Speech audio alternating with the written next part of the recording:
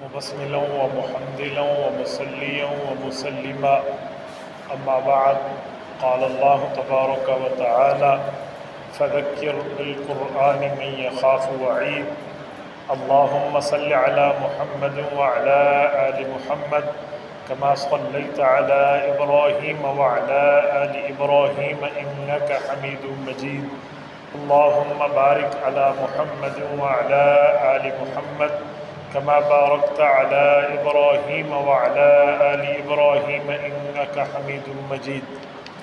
انسان اگر رب کریم سے اپنے تعلق کو برقرار رکھنا چاہتا ہے تو ان ہدایات پر عمل کرنا شروع کر دے جو اللہ تعالیٰ نے انسان کی ہدایت کے لیے بتائے ہیں۔ ہمارے ہاں یہ ذہن بن گیا ہے کہ ڈاکٹر بتائیں گے اس پہ عمل کریں گے جان کی حفاظت ہوگی، ڈاکٹر بتائیں گے اس پہ عمل نہیں کریں گے جان کی تکلیف ہوگی۔ لیکن اے کاش ہمارا یہ ذہن بن جاتا کہ اللہ کے بتائے ہوئے طریقوں پہ عمل کریں گے ایمان کی حفاظت ہوگی، اللہ جل شانہ کے طریقوں سے ہٹ کے زندگی گزاریں گے تو ایمان کی بربادی لازم آئے گی۔ اسی لیے بہتر یہی ہے کہ ہمیں اللہ جل شانہ کے طریقوں کے مطابق زندگی گزاریں تو ہماری دنیا بھی بہتر ہوگی، ہماری آخرت بھی بہتر ہوگی۔ بنیادی طور پر ایک بات سمجھیں کہ جب بندہ نیکی کرتا ہے اس کا اثر بھی انسان کے دل پہ آتا ہے، اور جب بندہ برائی کرتا ہے اس کا اثر بھی انسان کے دل پہ آتا ہے۔ ایسے نہیں ہو سکتا کہ کوئی بندہ نیکی کرے اور اس کا اثر اس پہ نہ آئے، برائی کرے اس کا اثر اس پہ نہ آئے۔ میں مثال کے طور پہ سمجھانے لگا ہوں، اگر کوئی آدمی مرچیں کھائے گا تو اس کی زبان پہ تکلیف ہوگی، وہ سی کرے گا، وہ اپنی زبان سے آوازیں نکالے گا کہ مرچی تیز ہے۔ اسی طرح کوئی آدمی میٹھا کھائے گا تو اس کو مٹھاس محسوس ہوگی، کڑوی چیز کھائے گا کڑواہٹ محسوس ہوگی۔ تو جب بندہ نیکی کرتا ہے تو پھر دل کے اندر نیکی محسوس ہوتی ہے، گناہ کرتا ہے گناہ محسوس ہوتا ہے۔ اگر کسی بندے کو گناہ محسوس نہیں ہو رہا، نیکی محسوس نہیں ہو رہی، پھر اس کو اپنے ایمان کی تجدید کرنا ضروری ہے۔ اگر مجھے میٹھا میٹھا نہیں لگتا زبان پہ، کڑوا کڑوا نہیں لگتا، تو اس کا معنی یہ ہے کہ مجھے صفرا کا بخار ہے، مجھے اس کا علاج کرانا چاہیے۔ علاج کروں گا تو زبان کا ذائقہ ٹھیک ہوگا۔ اگر نیکی پر میرا دل خوش نہیں ہوتا، برائی پر میرا دل ناراض نہیں ہوتا، تو پھر مجھے ایمان کو اپڈیٹ کرنا چاہیے، تجدید کرنا چاہیے، گناہوں کو چھوڑنا چاہیے۔ کہیں ایسے نہ ہو کہ میرے اندر کوئی غلطی موجود ہو جس کی وجہ سے مجھے نیکی کا اثر ہی محسوس نہیں ہو رہا، جس کی وجہ سے گناہ کا اثر ہی محسوس نہیں ہو رہا۔ حدیث پاک میں ایک صحابی نے اللہ کے رسول صلی اللہ علیہ وسلم سے پوچھا کہ یا رسول اللہ مؤمن ہونے کی نشانی کیا ہے؟ تو حضور علیہ الصلوۃ والسلام نے ایک جملے میں بات پوری فرمائی، فرمایا اذا اسرت کا حسنتک و اذا ساءت کا سیئتک فانت مؤمن۔ تیری نیکی تجھے خوش کر دے، برائی تجھے ناراض کر دے تو تم مومن ہے۔ آج اس معیار کو ہم اپنے اوپر فٹ کر لیں کہ نیکی کرنے کے بعد اگر ہمارا دل خوش ہو رہا ہے اور برائی کرنے کے بعد ہمارے دل میں پریشانی ہے، گناہ کے بعد ہمارے دل میں کوئی پریشانی آ گئی ہے، محسوس ہو رہا ہے کہ ہم سے غلطی ہوئی ہے، ہمیں اس کو ٹھیک کرنا چاہیے، تو ایمان برقرار ہے بندے کا۔ لیکن ایک بندے کو نیکی خوش بھی نہیں کرتی، برائی ناراض بھی نہیں کرتی، تو یہ کس بنیاد پہ کہہ سکتا ہے کہ میں مؤمن ہوں؟ جو معیار نبی علیہ الصلوۃ والسلام نے دیا ہے اس معیار پر تو بندہ پورا نہیں اتر رہا۔ میرے دوستو، ایک بات ذہن میں رکھنی چاہیے کہ جب بندہ اپنے ایمان کو صاف اور شفاف رکھتا ہے، گناہوں سے پاک رکھتا ہے، تو ایسی کیفیت انسان پہ آ جاتی ہے کہ انسان کو اپنے عمل کا اثر محسوس ہوتا ہے۔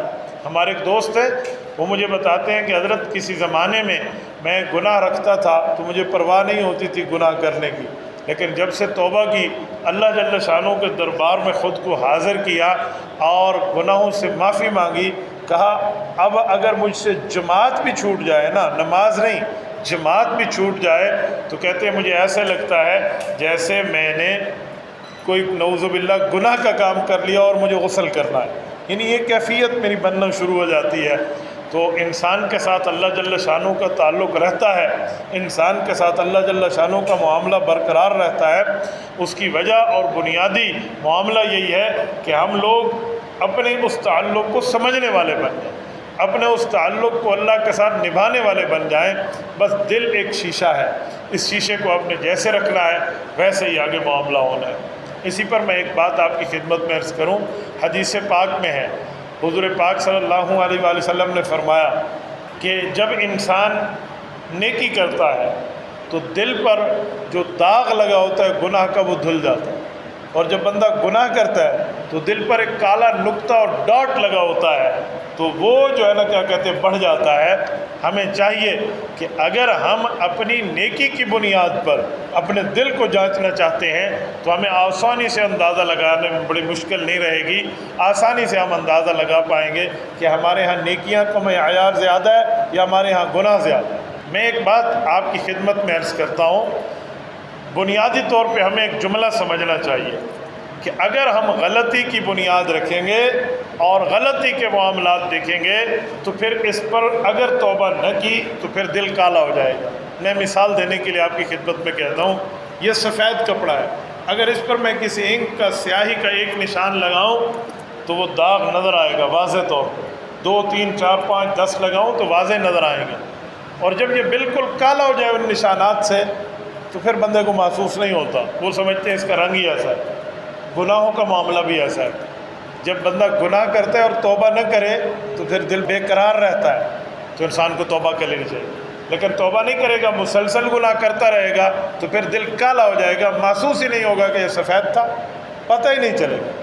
بعض اوقات لوگ گناہ کر رہے ہوتے انہیں غلطی کا پتہ نہیں ہوتا، آپ سمجھائیں انہیں احساس ہی نہیں ہوتا، وہ ایسے سمجھتے جیسے کان پہ مکھی بیٹھی تھی ہم نے اڑا دی۔ اس کی وجہ ان کی بدبختی ہے، ان نے شروع میں خیال نہیں کیا، اپنے آپ کو گناہ کرا کرا کے وہ اس نہج پہ لے آئے ہیں کہ اب انہیں غلطی محسوس ہی نہیں ہوتا، اب انہیں گناہ محسوس ہی نہیں ہوتا۔ یاد رکھیں جو لوگ کہتے ہیں نا چھوٹی سی مسٹیک ہے، چھوٹا سا مسئلہ ہے، کیا ہو گیا، میں اس پر ایک جملہ آپ کو کہوں۔ نبی اقدس صلی اللہ علیہ وآلہ وسلم کے دربار میں ایک مرتبہ کھجوریں آئیں، وہ کھجور صدقے کی تھی اور صدقہ سید پہ حرام ہے۔ حضرت حسن یا حضرت حسین رضی اللہ عنہما بچے تھے، کسی نے انہی میں سے ایک کھجور کا دانہ اٹھا کے منہ میں رکھ لیا، نبی علیہ الصلوۃ والسلام نے انگلی مبارک منہ میں ڈال کے نکالا۔ کہہ دیا جاتا نا بچے ہیں، بالغ نہیں ہیں، سید ضرور ہیں، سید السادات ہیں، لیکن نابالغ ہیں، ان کے اوپر تو احکام بھی نہیں ہیں۔ رسول اللہ صلی اللہ علیہ وسلم کے چہیتے نواسے ہیں، پیارے نواسے ہیں، محبت رسول اللہ کی ان سے اتنی ہے کہ پیالے سے باہر چھلکتی ہے۔ جس محبت کو میں جتنا بیان کروں اتنے الفاظ ہی کم ہیں کہ اہل بیت سے رسول اللہ صلی اللہ علیہ وسلم کا پیار کتنا ہے، لیکن اس کے باوجود بھی منہ میں انگلی ڈال کے اس کو نکال دی۔ کیوں نکالے؟ یہ ہمیں سبق دیا ہے کہ کسی مسٹیک کو تم مسٹیک نہ سمجھو، حالانکہ بچے کی مسٹیک نہیں ہے، اس کی تو معاملہ ٹھیک تھا، میں صرف سمجھانے کے لیے کہہ رہا ہوں۔ تو لہٰذا یہ چیزیں ہم دل میں نہ رکھیں کہ چھوٹی سی غلطی ہو گئی ہے۔ حکیم الامت مولانا اشرف علی تھانوی رحمۃ اللہ علیہ سے کسی نے کہا کہ حضرت گناہ صغیرہ ہے نا، توبہ پہ معاف ہو جاتا ہے، بغیر توبہ کے بعض اوقات اللہ گناہ صغیرہ کو معاف کر دیتے ہیں، تو گناہ صغیرہ سے کیا ہوتا ہے؟ حضرت تھانوی رحمۃ اللہ علیہ نے ایک جملہ فرمایا ایک چھوٹی چنگاری ہو، چھوٹا انگارہ ہو آگ کا، اور ایک بڑا انگارہ ہو، تو آپ اپنے بیگ میں یا اپنے جیب میں کون سا انگارہ رکھنا پسند کریں گے، چھوٹا یا بڑا؟ اس نے کہا حضرت کوئی بھی نہیں، چھوٹا بھی نہیں بڑا بھی نہیں۔ کہا چھوٹا رکھ لو، چھوٹا سا انگارہ ہے، کوئی زیادہ تو نہیں ہے۔ اس نے کہا حضرت چھوٹا آج ہے، کل بڑا ہو جائے گا تو جلا دے گا، تو بھسم کر کے راکھ کر دے گا۔ تو فرمایا بیٹا گناہ بھی ایسے ہے، چاہے وہ بڑا ہو چاہے چھوٹا ہو، آپ کسی کو چھوٹا نہ سمجھیں۔ یہ جو گناہ کبیرہ اور گناہ صغیرہ کی تقسیم ہے نا، یہ اس بنیاد پہ نہیں ہے کہ کوئی اللہ کی نافرمانی چھوٹی ہوتی ہے، کوئی اللہ کی نافرمانی بڑی ہوتی ہے، یہ صرف اس بنیاد پہ تقسیم ہے کہ کچھ گناہ وہ ہیں جو بغیر توبہ کے رب معاف کر دے گا، کچھ گناہ وہ ہیں جو اللہ توبہ کے ساتھ معاف کرے گا۔ یہ صرف یہ سمجھانا ہے، یہ مطلب نہیں ہے کہ گناہ صغیرہ ہے تو کر لو، گناہ کبیرہ ہے تو اس طرح ہو جائے گا، یوں نہیں ہے۔ ہم لوگ گناہ صغیرہ کا مطلب سمجھتے ہیں کہ یہ گناہ صغیرہ ہے تو کر لینی چاہیے، جی نہیں، اللہ کی نافرمانی ہے، اللہ کی جو ہے نا کیا کہتے ہیں دربار میں غلطی ہے، تو لہٰذا ہمیں یوں نہیں رکھنا چاہیے۔ اس واقعے سے ہمیں اندازہ لگا لینا چاہیے کہ رسالت مآب علیہ الصلوۃ والسلام نے منہ مبارک میں ان کی انگلی رکھ کے باہر نکال دی کھجور، اور فرمایا کہ جو صدقہ ہے وہ میرے اہل بیت پہ حلال نہیں ہے۔ یہ بچوں کو بچپن میں ہی مسئلہ سمجھایا جائے، تو ہمیں اس سے اندازہ لگا لینا چاہیے کہ ہم غلطیوں کو رپیٹ کرنے والے نہ بنیں، ہم گناہوں کو دہرانے والے نہ بنیں۔ میرے دوستوں میں ایک جملہ سمجھانے کے لیے کہنے لگا ہوں۔ ایک موبائل کی دکان پہ ہم ٹھہرے تھے، ایک دوست کے موبائل کا اسپیکر خراب تھا، وہ ریپیئرنگ کی شاپ پہ آیا، اسپیکر اس کا ٹھیک ہو گیا، تو جب اسپیکر ٹھیک ہو گیا نا، وہ اس کو موبائل دینے لگا اور وہ سیل پرچیز انہوں نے اپنے پیسے لیے اور دے دیا، اور انہوں نے کہا یار اسپیکر چیک تو کرا دو آپ نے ٹھیک ہے، انہوں نے کہا جی ٹھیک۔ اس نے اسے ایک گانا لگا کے سنوایا، اس نے کہا بالکل اسپیکر ٹھیک ہے۔ میں نے ان دونوں کو وہاں روکا، میں نے کہا 1 منٹ میرا درد دل سنیں گے آپ؟ ہاں جی آپ بتائیں، فرمائیے کیا بات ہے؟ میں نے کہا آپ نے اسپیکر چیک کرنا تھا، گناہ کیوں کیا؟ مجھے دیکھا گناہ کیا؟ میں نے کہا آپ نے گانا سنا؟ اسپیکر چیک کرنا تھا۔ میں نے کہا آپ تلاوت بھی سن سکتے تھے، آپ نعت بھی سن سکتے تھے، آپ نظم بھی سن سکتے تھے، کوئی آڈیو ریکارڈ کر کے اس کی وائس بھی سن سکتے تھے۔ جب میں نے اس کو 4 راستے دیے نا، کہتے یار میں سن تو سکتا تھا، آپ کی بات ٹھیک ہے، لیکن گانے سے تھوڑی زیادہ سمجھ آتی۔ کیا زیادہ سمجھ آتی؟ گناہ کرتے ہو۔ میں نے کہا کسی چیز کو ٹیسٹ کرنے کے لیے کل زنا کر لو گے، میں تو ٹیسٹ کر رہا تھا۔ کہتے یہ کیسا؟ میں نے کہا جتنا بڑا زنا شرمگاہ کا گناہ ہے، حدیث پاک میں ایسے کان بھی زنا کرتا ہے۔ اچھا حدیث میں کان زنا کرتا ہے؟ میں نے اسے حدیث پڑھ کے سنا دی کہ نبی علیہ السلام نے فرمایا آنکھ زنا کرتی ہے، کان زنا کرتے ہیں، ان کا زنا غلط سننا ہے، اس کا زنا غلط بولنا ہے، آنکھ کا زنا غلط دیکھنا ہے۔ میں نے کہا آپ نے زنا جیسا معاملہ کیا، اس پر تو چونک اٹھا۔ مولوی صاحب کوئی ڈھیلا مسئلہ جیسا کوئی نرم بات کریں۔ تو میں نے کہا میں اپنی جیب سے مسئلہ سنا رہا ہوں، میں تو رسالت امام کا فرمان سنا رہا ہوں، اور جس پہ تو نے کلمہ پڑھا ہے وہ اس کی بات کو تو کہہ رہا ہے ڈھیلا۔ یوں میں نے ذرا گیئر کھینچ کے رکھا نا تو بچے کو سمجھ آیا۔ پھر میں نے اسے کہا بھائی سن، ٹھیک ہے زنا ضرور ہے پر زنا کی سزا میں فرق ہے، اس کی سزا اور ہے، اس کی سزا اور ہے، لیکن میں تمہیں تغلیظ بتا رہا تھا، کسی کی ڈیپلی نظر بتا رہا ہوں کہ اتنی گہرائی میں اتر کے آپ اس کی تلاوت سن لیتے۔ پھر میں نے اسے کہا، میں نے کہا ایک بات ہے، آپ نے گناہ کیا ہے، گناہ کو گناہ سمجھا ہی نہیں، تو اللہ سے ایک دعا مانگا کریں، اللہ مجھے گناہ کو گناہ سمجھ کے چھوڑنے کی توفیق عطا فرما۔ آپ گناہ کو گناہ نہیں سمجھیں گے، اس کا مطلب ہے دل بندے کا بار بار گناہ کر کے کالا ہو گیا، اب تو محسوس ہی نہیں ہو رہا۔ کسی انسان کی نیچ حرکت نہیں کرنی چاہیے، کسی کو غلط نہیں کہنا چاہیے، کسی کی قوم کو خراب نہیں کرنا چاہیے، لیکن میں ایک سوال کرنے لگا، یہ جو بھنگی لوگ ہوتے ہیں جو ہمارے اس کی صفائی کرتے ہیں، واش روم وغیرہ کی اور گلی محلوں کے نالیوں کی، یہ جو لوگ صفائی کرتے ہیں، میں ایک سوال کروں، یہ جو صفائی کرنے والے لوگ ہیں ان کو وہ اسمیل محسوس نہیں ہوتی جو عام بندے کو ہوتی ہے؟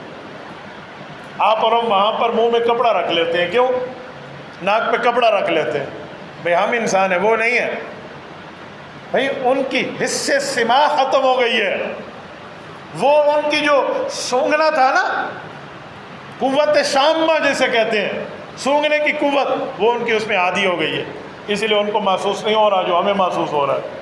بھائیو گناہوں میں رہ کے، نافرمانیوں میں رہ کے، اللہ رب العزت کے خلاف اور شریعت کے خلاف باتیں کر کر کے مزاج بن جاتا ہے بندے کا، پھر بندہ گناہ کو گناہ نہیں سمجھتا۔ یہ بدبختی کی ایک خاص سٹیج ہے، اللہ جل شانہ ہمیں اس سے محفوظ رکھے۔ اور پھر جب دین کا مسئلہ سمجھائیں، کچھ لوگوں کا دماغ ہوتا ہے کہ یہ مولوی مسئلے بناتے ہیں، یہ 100% غلط بات ہے۔ کوئی عالم مسئلہ بناتا نہیں ہے، وہ مسئلہ بنائے نا، اپنی طرف سے شریعت کا گھڑ کے پیش کرے تو اس کا ایمان بھی نہیں رہے گا، اس کی بیوی اس کے نکاح میں بھی نہیں رہے گی۔ وہ شریعت کا مسئلہ بتاتا ہے، بناتا نہیں ہے۔ بنانا اور ہوتا ہے، بتانا اور ہوتا ہے۔ میں کبھی کبھی بہت حیران ہوتا ہوں جب کہا جاتا ہے نا کہ جی آپ تھوڑا سا ڈھیلا مسئلہ سنا دیں، یعنی اس کا مطلب یہ ہے کہ مولویوں نے بنائے ہوئے ہیں، کچھ سخت مسائل ہیں، کچھ نرم مسائل ہیں، کچھ ادھر ادھر کے ہیں، تو اسی حساب سے جو جس چوڑی پہ نٹ چڑھے گا وہی چڑھا کے دے دیں گے۔ دین کو مذاق بنا لیا۔ ایسا کچھ بھی نہیں، ایسا کچھ بھی نہیں ہے۔ کیا آپ ایسے کہہ سکتے ہیں ڈاکٹر کو کہ آپ وہ موم کی طرح والی نیڈل والے انجیکشن سے مجھے آپ دوائی ڈال دیں اندر؟ یہ وہ سخت نہ ہو، نرم والی کوئی سوئی دے دیں۔ کتنی نرم؟ بٹر فرائی سے نیچے تو نرم نہیں ہوگی نا، کتنی لائے گا نرم؟ میڈیکلی چلو میں آپ کو سمجھا دوں، بٹر فلائی سے نیچے تو سوئی نہیں ہوگی نا، وہی سوئی اندر جائے گی نا۔ تو بھائی عالم دین کو کہتے ہیں چھوٹا سا مسئلہ مجھے اس طرح کرتے ہیں، عالم دین اس مسئلے کو مینوفیکچر نہیں ہے، وہ بنانے والا نہیں ہے، وہ سنانے والا ہے۔ جو شریعت نے دی ہے اس کو عمل کریں گے۔ میرے دوستوں، میں پوری بات کا خلاصہ سنا رہا ہوں۔ شریعت اسلامیہ جہاں پر ہمیں نیکیوں کا حکم دے رہی ہے، وہاں پر گناہوں سے بچنے کی بات بھی کر رہی ہے۔ یہ بات ذہن میں رکھیں۔ اگر کرونا کے دنوں میں ہم ماسک استعمال کر رہے ہیں کہ دوسرے کا اثر میرے ناک میں آئے گا اور میں بیمار ہو جاؤں گا، تو ہر وہ محفل جس میں اللہ جل شانہ کی نافرمانی ہو، ہر وہ جگہ جہاں شریعت کی مخالفت ہو، میں وہاں دیکھوں گا، اس کو سنوں گا، اس میں موجود رہوں گا۔ کیا میرے ایمان پہ کوئی اثر نہیں آئے گا؟ کسی کے صرف سونگھنے سے میرے اندر اثر آتا ہے۔ میں نے corona doctors medical paramedical staff کے کہنے پہ ناک میں ماسک لگا لیا ہے، منہ اور ناک کو بچا لیا ہے۔ تو منہ اور ناک کو بچانا ہے، دل کے ایمان کو ہم نے نہیں بچانا۔ جان بچانے کی بات ہے، ایمان بچانے کی بات نہیں ہے۔ ہم جان کے اوپر تو بڑی تگ و دو کے معاملات رکھ رہے ہیں، ایمان کے معاملات کہاں جائیں گے؟ تو لہٰذا ایک جان اور ایک ایمان، اگر میں کمپیریزن کروں نا تو کروڑوں اربوں جانیں ایک ایمان پر قربان ہو جائیں۔ ایمان ایمان ہوتا ہے، جان تو آنی جانے کی چیز ہے۔ ایک صحابی ہیں حضرت خبیب ابن عدی رضی اللہ عنہ، کافروں نے پھانسی دی، اسلام میں سب سے پہلے پھانسی ان کو ملی، رونے لگے۔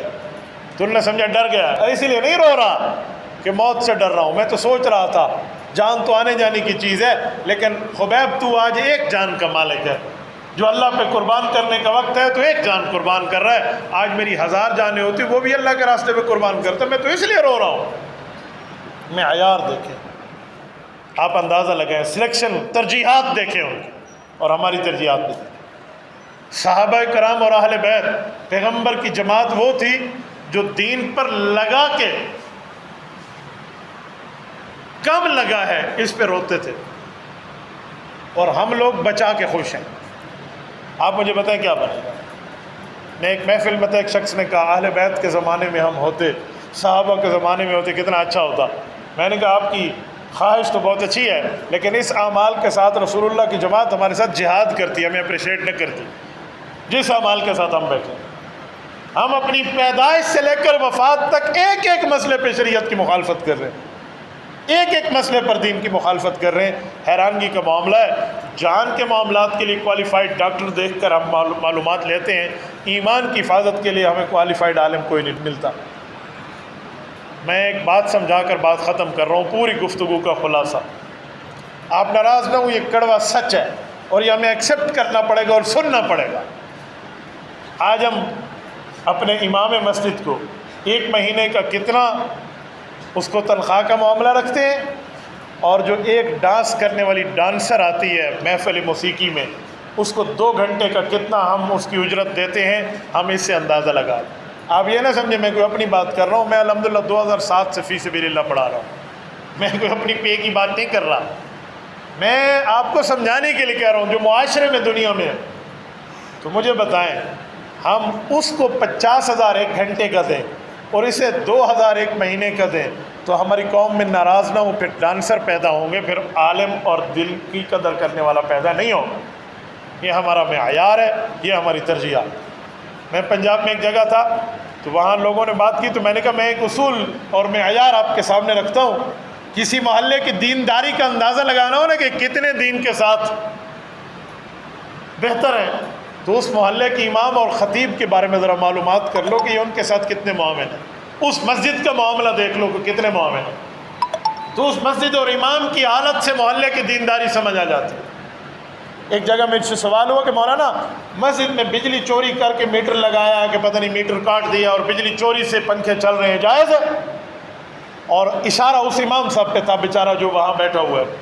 میں نے اسے کہا میں ایک مسئلہ بھی بتاؤں گا اور ایک آپ کی ریفریشمنٹ بھی کروں۔ مسئلہ تو یہ ہے کہ چوری جائز نہیں ہے، کون چوری کو جائز کہے گا؟ حرام ہے، ناجائز ہے، گناہ ہے۔ لیکن ایک بات کہوں، آپ جو مولوی صاحب کو دیکھ کے بار بار ایک جملہ کہہ رہے ہیں، مجھے بتائیں مسجد کے معاملات کی ذمہ داری مولوی صاحب کی ہے یا نمازیوں کی؟ آپ اپنے گھر میں اپنے انٹرنیٹ کا بل دے رہے ہیں، آپ ٹیلی فون کا بل دے رہے ہیں، آپ وہاں پر بجلی کا بل دے رہے ہیں، آپ وہاں ٹی وی کا بل دے رہے ہیں، آپ وہاں پر باقی بلز ادا کر رہے ہیں۔ مسجد کیا بل ادا کرنا یہ مولوی کی ذمہ داری ہے، نمازیوں کی کوئی ذمہ داری نہیں۔ عجیب معاملہ ہے اس دنیا میں، اور چھوٹی سی کوئی مسئلہ آ جائے تو اس کو دین کے لیے ہم بتنگڑ بنا لیتے ہیں۔ ان رویوں کو تبدیل کرنا ہوگا، تب جا کر معاشرے میں کوئی انقلاب آئے گا، ورنہ اسی طرح رہے تو جا حمار صغیر ذهب حمار کبیر والی حال ہوگا، جیسے آئے تھے اب ویسے چلے جائیں گے، ہمارے اندر کوئی چینج نہیں آئے گا۔ اللہ پاک آپ کو اور ہمیں شریعت کے مطابق اپنی زندگی کو بدلنے کی توفیق عطا فرمائے۔ اقول قولی ھذا واستغفر اللہ وآخر دعوانا ان الحمد للہ رب العالمین۔